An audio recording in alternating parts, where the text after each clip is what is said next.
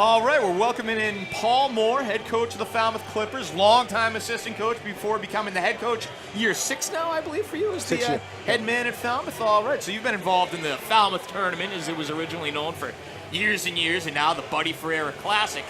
Paul, I think it's safe to say the move to power seeding for this year's tournament has been a smashing success. I want to know what it's like from your perspective.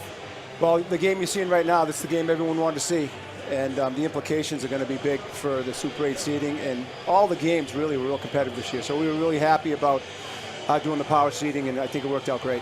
We only had 2 games decided by more than 2 goals, which you almost never see. Not a lot of goal scoring in this tournament. We only had 1 team score more than 4 goals so far. That'd be your team. Falmouth Clippers taking it to Arlington Catholic yesterday, 7-3. I want to ask you about your team and that offensive outburst. Think that's indicative of how the Clippers can keep playing once the tournament begins? Yeah, I think we have it in us. The compete level was there for 3 periods, so it made the difference for us the other night. And we got some breaks, and we capitalized on their mistakes. So that's what you preach all the time. You know, and Paul, playing BC High in Game 1 and then coming back against a team like Reading in Game 2, how does that prepare you guys? Because that's what this is all about, is preparing all these teams for the postseason. How did those 2 high-quality, opponents prepare you guys going forward? You know, you have to bring your best every shift. And for us, as you said, it's about preparing for the big picture, preparing for the tournament, and playing that kind of competition, and it makes us better. And again, the effort we had against BC High the other night, I thought was outstanding. We kept them to 4 goals, and for us, that's a little bit of a moral victory. And I was proud of our guys. And it was 3 for 99% of the game. Right. So, yep. Have you looked ahead? Do you have an idea of where you guys might be seated now? I mean, I know it's at that time of year where you want to start looking at what the brackets could look like. Yeah, you try to figure it out, but you don't know what's going to happen with the Super 8. Yeah. And the 10 teams that are going to get that shot, and the 4 teams that get the play-in game. So there's a lot of things that can still happen. Who are those teams still in play? Who knows after what happened this week? Well, and you are a member of the selection committee. Personally, I know you can't speak for everyone. What do you look for, when you're trying to decide whether a team, especially like a bubble team, what is it that makes somebody stand out? At the end of the day, when you talk about a bubble team, it'll come down to the strength of schedule and who they play, and how they match up against the other teams in consideration. And I think this year is going to be tougher than ever, because when you look at, is the top 4 set? You could say it is, but 5 through 7, 5 through 10, 12, any given night, the parity is incredible. Well, and you look at a team like Marshfield that was right there on the bubble, but they lose yesterday, came back with a win today, right? But still, did that help them? Who knows? You have so many teams still in play on the watch list, and it doesn't feel like any of them are really making a late surge to say, hey, include us. We deserve to be here. Feels unique compared to different years. Do you think this might call for any sort of change in the format of the Super 8? I think there could be some tweaks to it, but I mean, this year it's been great for high school hockey. We talk about Canton being on a watch list, Wisconsin being on a watch list, and do they have a chance? Do they have consideration? Is their strength of schedule going to come down to it? But I think it's great for high school hockey to have those teams mentioned. It's good for their programs, and it's good to get people talking about it, even though we're talking about potentially Division II schools. But at the end of the day, I think it'll all come down to strength of schedule. What goes into a program like a Canton that routinely has these strong teams and routinely plays 3 lines against almost all of their opponents? Why are they a Division II school rather than up with Division I, I suppose, my question? Well, they're a Division II school because of the size of their school. Right. They could opt up to play Division I. I was going to say, isn't Canton basically about the same size as Falmouth High School? Yeah, probably.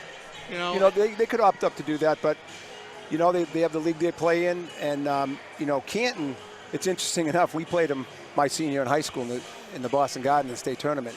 They're always good. Right. It's like Franklin's of the world and Reading, and I could go on and on about all the public schools that have Burlington that have great youth hockey programs, and you see the reflection when these kids get in high school. So it's good to see, and I think this year is going to be very, very difficult for the MIA, because there's just so much parity between that 5th and 10th, 12th team. I mean, it's going to be difficult. It's going to be fun. Last question for me here, and I know you and I have talked about this in the past. This is the only tournament of its kind in Massachusetts, not only with the power seeding now, but with the 8-team format. What is the secret sauce that makes this tournament?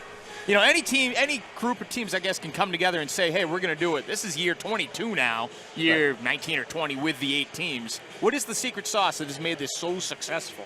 Well, I think, you know, it was Buddy Ferreira's vision years ago, and we're fortunate down here. Ice time is a big consideration, of course. At the end of the year, you're getting these teams to come down here to travel for 3 games, and we get a great sponsor in the Island Queen that really lets us continue to have this tournament every year because it does cost a lot of money, and we're fortunate with a great sponsor and these teams that continue to come down.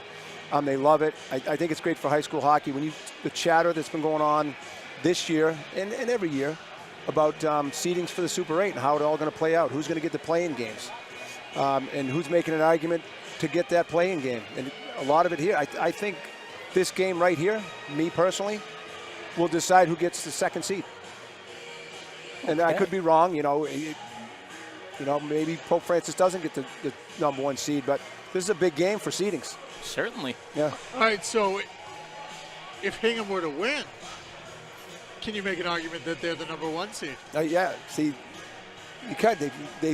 Their schedule they play is and if they had knocked off BC High, I mean, that's bragging rights right there, right? The only trouble is they have that head-to-head loss with Pope Francis. But I'm just thinking through the eyes of the committee. That might come up. And this is all that comes into it. I look at what have you done for me lately? True. You know, what's true. your most recent, last 5 games, last 10 games? That's what we usually look at, right? Hingham's been doing a great job late in the season, and this game really should be 0-0 right now, except for a bad break. So certainly.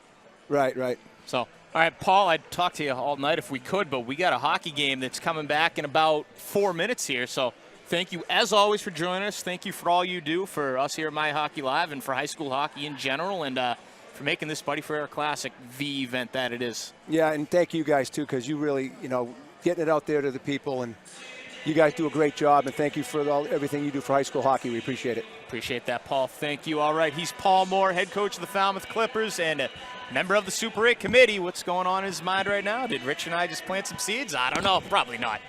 Anyways, we'll find out the brackets on Saturday. Selection show in Franklin. We'll be live there from Franklin, so we'll see you then. Well, we'll see you then, but we'll see you in a couple minutes when we come back here, Hingham and BC High.